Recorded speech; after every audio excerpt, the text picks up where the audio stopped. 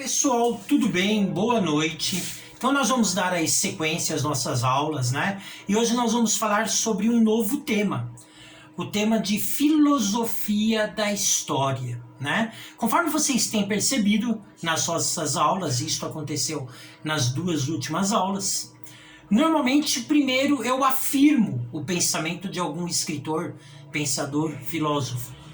Logo depois, este pensamento ele é questionado pelo mesmo pensador, né? E este é o espírito da filosofia. O espírito da filosofia está calcado no questionamento e não na afirmação, né?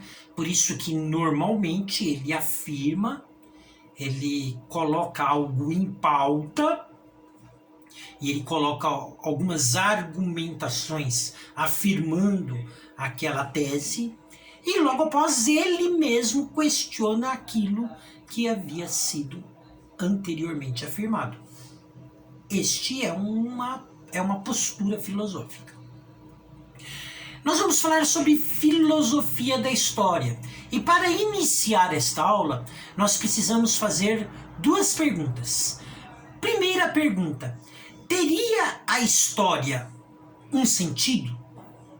Segunda pergunta: seguiria ela alguma lógica?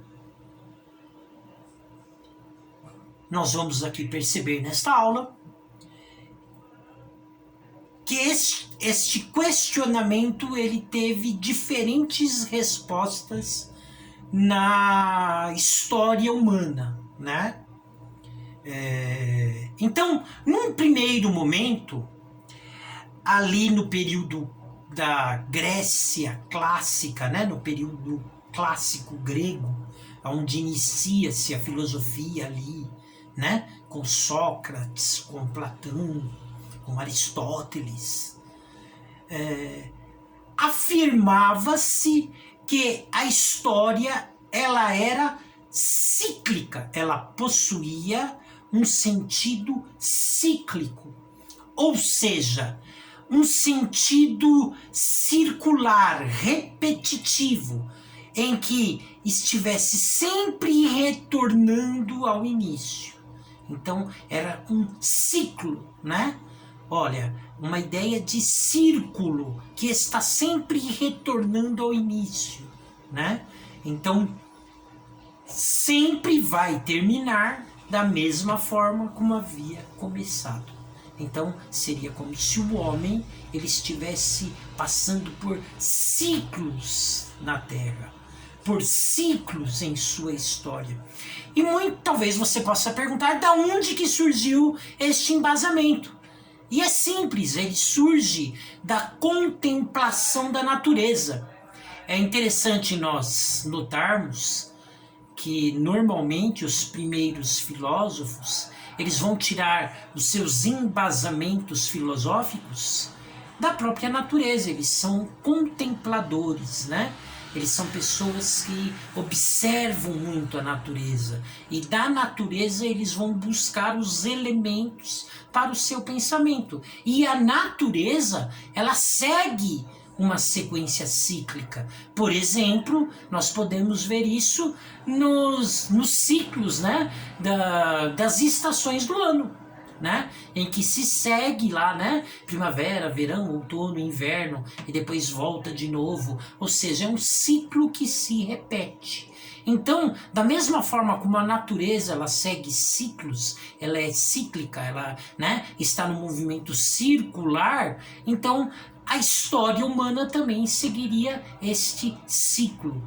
É aquela ideia de que tudo acaba aonde começou, né? Tem até uma música do Raul Seixas que fala exatamente isto. E tudo acaba onde começou, né? Então, esta é a ideia do pensamento clássico grego, que a história ela possui um sentido cíclico, que eles chamavam de o eterno retorno, né? Então está sempre retornando para o início. Nós estamos sempre repetindo os mesmos erros,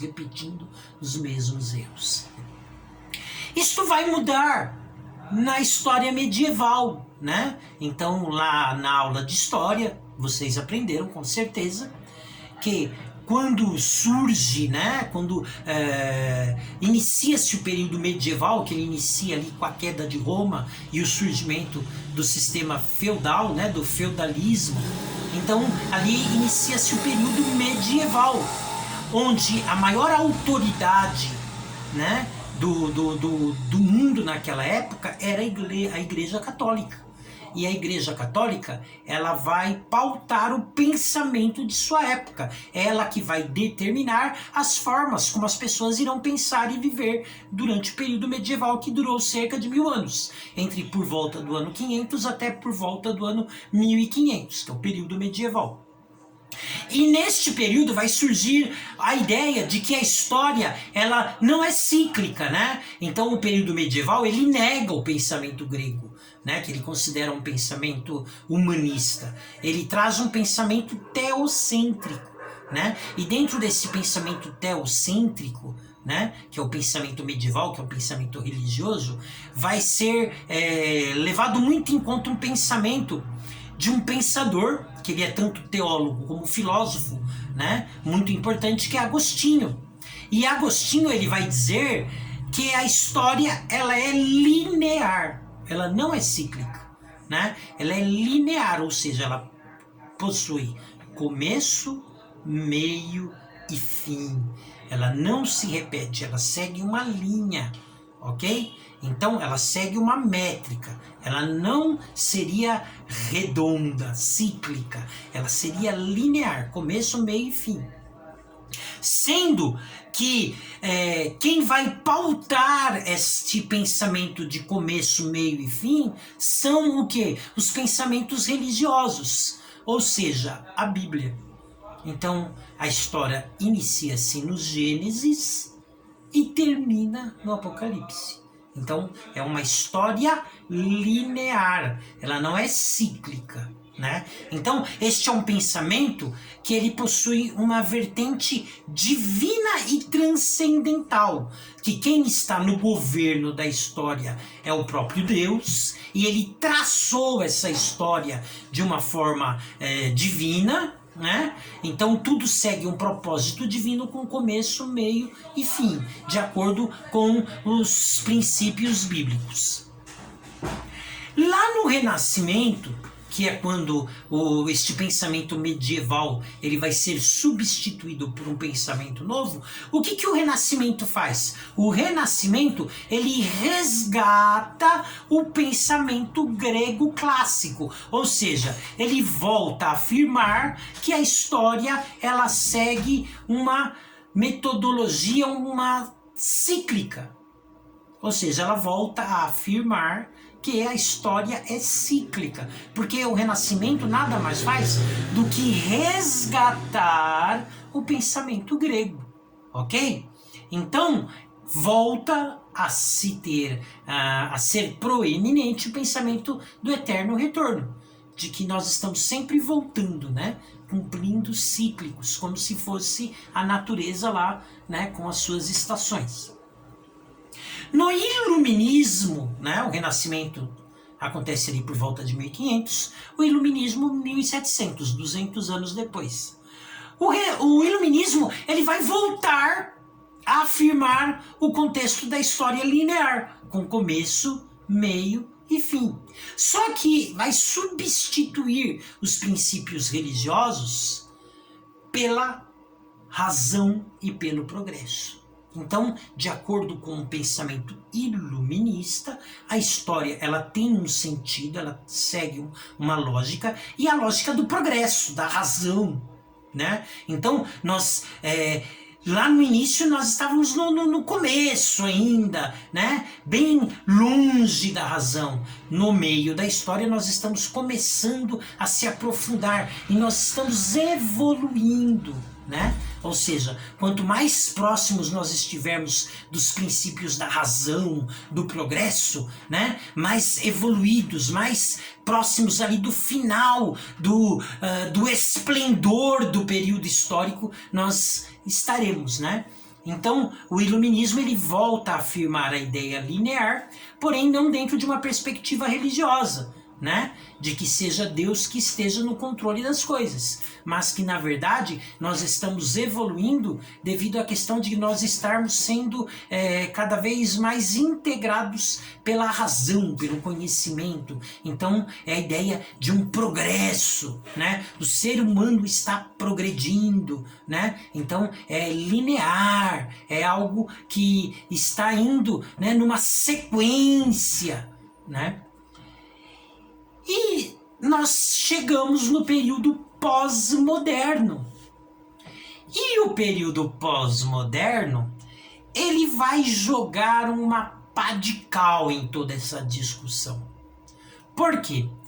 Porque se no período grego clássico dizia-se que a história ela tem uma lógica, um sentido, e esta lógica é cíclica, e depois alguém vai dizer que não, ela tem uma lógica, mas a lógica ela é linear, né? Então, se durante todo este período da história aconteceu este debate se a história ela é cíclica ou é linear, na pós-modernidade, que é o período que nós vivemos, vai surgir a ideia de que a história ela é ateleológica. O que seria este termo? A história ela não possui sentido nenhum. Ela não segue sequência nenhuma, nem cíclica, nem linear. Ela é apenas uma sucessão de fatos aleatórios. Então, uma primeira linha de raciocínio lá na Grécia clássica defende a ideia, né, que a história é cíclica. A segunda onda de pensamento, mais ligado ali ao período medieval, vai defender a ideia que a história ela é linear. No Renascimento volta a ter a ideia de que ela é cíclica. No Iluminismo volta a ter a ideia que ela seja linear. E na pós-modernidade questiona-se e diz o seguinte: ó, ela nem é cíclica, nem ela é linear. Ela não possui um sentido, ela não possui nenhuma lógica, ela é simplesmente a sucessão de fatos aleatórios, sem sentido algum, sem lógica alguma. Então não existe aquilo que se chamaria de a filosofia da história. A história ela não segue nenhum rumo, nenhum curso. Tudo é aleatório, é ao acaso. Então, nós vemos aqui 3 linhas, tá? Então, quando a gente fala sobre filosofia da história, é este o pensamento. E aí fica esse questionamento para você.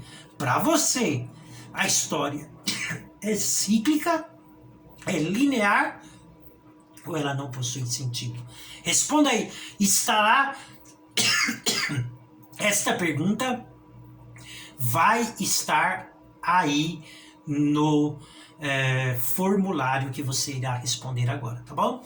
A história é cíclica, é linear ou ela é ateleológica, ou seja, ela não possui sentido algum? Boa noite, bom formulário, até a semana que vem, fui!